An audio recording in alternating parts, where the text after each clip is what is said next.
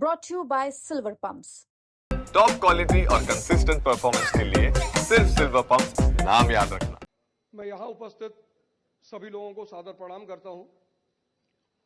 Alternate association of students for alternative politics, एक बड़ी प्यारी कहावत है, necessity is the mother of invention. Necessity is the mother of invention. कभी कभी कुछ ऐसी चीजें होती हैं जिनको बहुतायत में, मतलब मेजॉरिटी में लोग नहीं समझ पाते।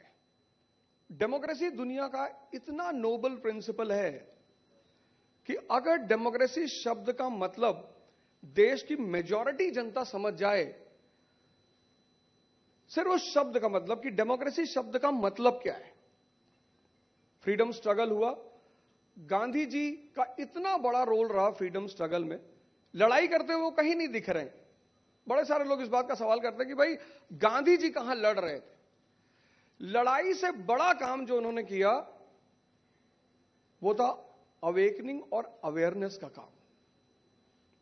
आज इस देश को जो सबसे बड़ी जरूरत है, सबसे बड़ी, कि इस देश की जनता ये समझे, ये जाने कि इस देश का पूरा शासन, सत्ता सब उसके हाथ में है। और डेमोक्रेसी में उसे सरकार से मांगना क्या है, लेना क्या है। आम आदमी पार्टी सत्ता में आई और उसने एक इतना बड़ा काम किया, एक इतना बड़ा मुद्दा उठाया जो शायद मुझे लगता है इस देश के हर व्यक्ति की जरूरत थी और है भी। या तो नेचुरल रिसोर्स होता है कंट्री के पास या ह्यूमन रिसोर्स।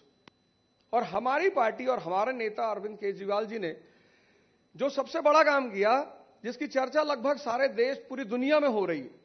हमारे माननीय पूर्व शिक्षा मंत्री जी सिसोदिया जी बैठे हुए हैं। एजुकेशन रेवोल्यूशन का जनक कहा जाता है। दो काम दिल्ली में, एक एजुकेशन, एक हेल्थ।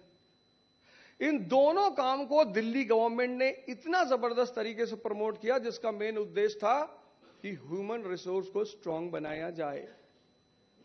जापान एक कंट्री है जिसके पास कोई नेचुरल रिसोर्स नहीं है।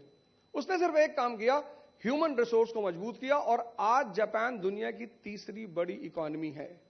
तो ये एएसएपी जो बनी है, उसके पीछे जो उद्देश्य है, मेन उद्देश्य, कि इस देश की जनता को इस बात का एहसास दिलाना है कि आप शासक हैं और आपको सरकार से किन चीजों की मांग करनी है, क्या चाहिए आपको।